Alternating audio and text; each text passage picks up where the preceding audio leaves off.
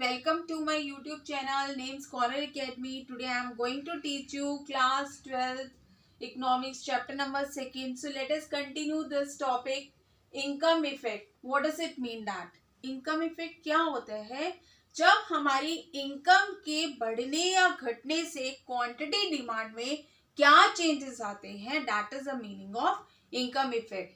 If any change is coming in our quantity demanded due to increase or decrease of income, that is the meaning of income effect. Like I am giving you example. See here, that is income. Income अगर हमारी increase कर रही है तो हमारी demand जो है increase कर रही है. अगर हमारी इनकम डिक्रीज कर रही है तो हमारी डिमांड क्या है, डिक्रीज कर रही है. ऐसा क्यों होता है?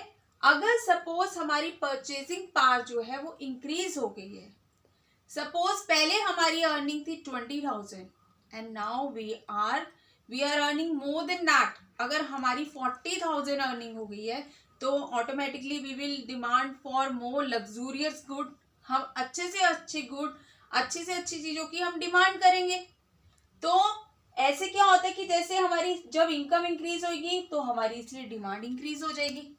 और अगर हमारी इनकम कम हो गई, suppose we were earning 20,000 and now we are earning just ₹10,000, तो ऑटोमेटिकली हमारी डिमांड क्या होगी, कम हो जाएगी. हमें उसी में सेटिस्फेक्शन करना पड़ेगा. तो इनकम के डिक्रीज होने से हमारी डिमांड डिक्रीज होती है. तो ये सब कैसे होता है? ये हमारे नॉर्मल गुड्स जब होते हैं तभी ऐसे होते हैं. अभी क्वेश्चन आते हैं कि हमारे नॉर्मल गुड्स क्या होते हैं. जैसे नॉर्मल गुड्स में आते हैं हमारे वीट, राइस, इस तरह से जो हमारी नेसेसरी चीजें आती हैं, जो हमारी like that is a meaning, कोई भी जो हमारा डेली यूजेस में हमारी जो चीजें आती हैं जो हम नॉर्मली यूज करते हैं उसी को हम नॉर्मल गुड्स बोलते हैं. लाइक अगर हमारी इनकम सपोज क्या कहते हैं डिक्रीज हो जाती है, we are not going in the car, we prefer to go by rickshaw, by scooty and all this thing. So हमारी क्या कहते हैं इनकम के इफेक्ट होने से बहुत सारी हमारी चीजों में चेंजेस आ जाते हैं. That is the normal goods and all that we are using in our daily life, जो हम यूज कर रहे हैं और उनमें चेंजेस आ जाते हैं due to income effect. But लेकिन अगर हम इंफीरियर गुड की तरफ देखते हैं, इंफीरियर गुड्स कौन से होते हैं, जिनकी लो क्वालिटी ऑफ डिमांड होती है. जैसे कि ज्वार और बाजरा हम लेते हैं. ज्वार और बाजरा जो है वो हमारी मोस्ट प्रॉब्ली हम we don't prefer to it. But लेकिन जहां पर हाउस होल्ड की इनकम बहुत ही कम होगी, if they are not earning too much, तो वो इसी में अपने आप को सेटिस्फाई करेगा. सपोज अगर किसी की इनकम जस्ट 5,000 है, 4,000 है, तो वो अपनी रिक्वायरमेंट जो अपनी नीड है वो इसी को खा के पूरी करेगा. तो इसमें केस में क्या होगा, बट लेकिन जब उसकी इनकम इंक्रीज हो जाती है, शूट अप हो जाती है, तो उसकी डिमांड जो है वो इंक्रीज हो जाती है for the normal goods. He shift over to the normal goods, तब वो नॉर्मल गुड को ज्यादा प्रेफर करता है. तो इनकम अगर हमारी इंक्रीज होती है उसकी, तो ये इंफीरियर गुड्स की उसकी डिमांड क्या हो जाती है, कम. जो लो क्वालिटी की है वो गुड्स की उसकी डिमांड कम हो जाएगी. सपोज ऐसे पर्सन जो है पहले 5,000 अर्न कर रहा था, बट अभी now he is earning 15,000. So his demand is switch over from lower quality of goods to higher quality of goods. अब वो अच्छी क्वालिटी का गुड को वो यूज करेगा. He will eat wheat, rice, इस तरह की चीजों को वो प्रेफर करेगा. तो उसकी डिमांड इंफीरियर गुड के लिए क्या होगी, कम होगी, और नॉर्मल गुड्स के लिए ज्यादा होगी. बट लेकिन अगर हमारी इनकम डिक्रीज करती है तो उसकी डिमांड इंफीरियर गुड्स के लिए हमारी इंक्रीज हो जाएगी. So clear this concept. अगर हमारे नॉर्मल गुड्स होते हैं, जैसे कि हम डेली बेसिस में यूज करते हैं wheat, rice, fruits and all this thing, तो इनकम इंक्रीज होने से हमारी उनकी डिमांड इंक्रीज हो जाती है. इनकम डिक्रीज होने से हमारी उनकी डिमांड डिक्रीज हो जाती है. बट लेकिन इंफीरियर गुड में हमारा अपोजिट होता है. अगर हमारी इनकम इंक्रीज हो रही है तो उनकी डिमांड कम हो रही है, we shift over to the normal good. अगर हमारी इनकम डिक्रीज हो रही है तो हमारी उनकी डिमांड इंक्रीज हो रही है, because we don't have that much money to spend, so we will satisfy our want with in that money only. So clear this concept, that is a income effect. Now I am coming to the another topic, that is substitution and complementary goods. अब हमारे substitution और complementary goods कौन से होते हैं? It will depend on their nature. Suppose जैसे मैंने आपको पहले ही बताया था, substitute क्या होता है कि हम एक गुड को दूसरे के लिए substitute कर रहे हैं. तो I am giving the example, then it will be very clear to you. Like complementary goods कौन से होते हैं?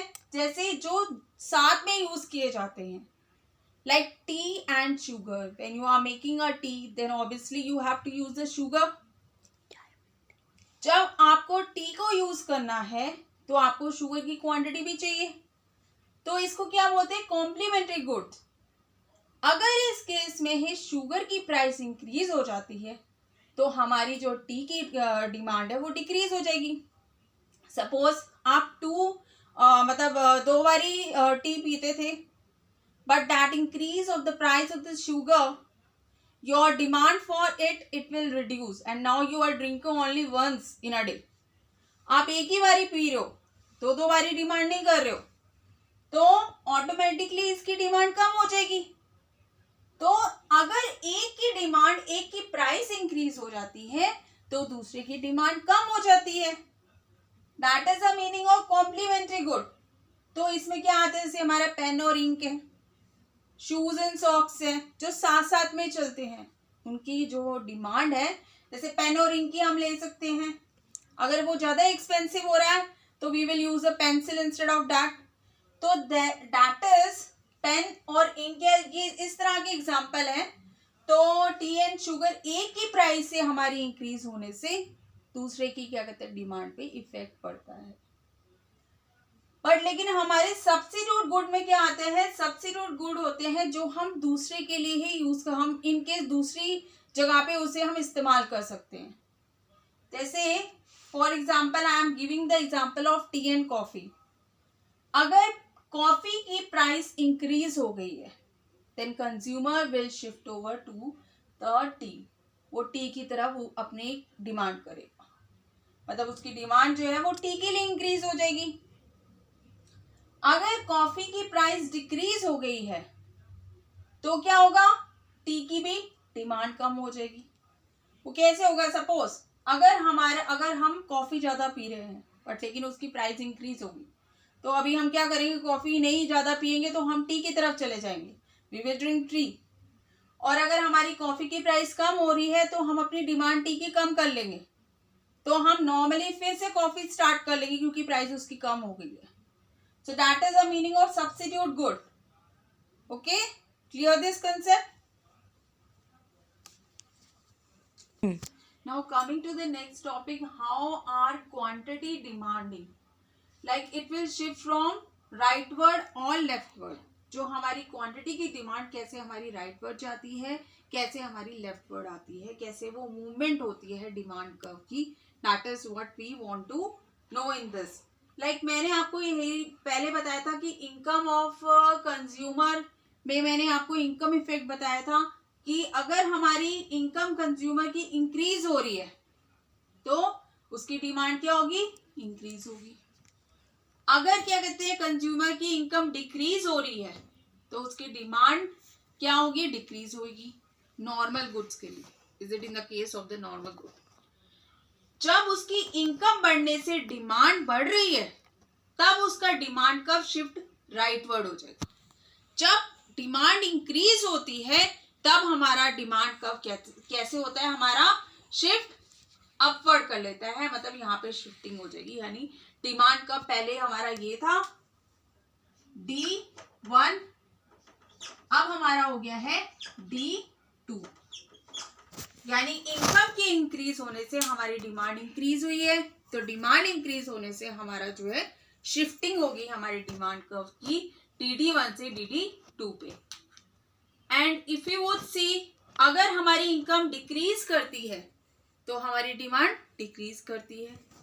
तब इस केस में क्या होगा, पहले हमारी डिमांड थी यहाँ पे सपोज D1 D1, अब हमारी डिमांड क्या होगी, D2 होगी, मतलब यहाँ पे हमारी लेफ्टवर्ड की तरफ आई है तो डिमांड।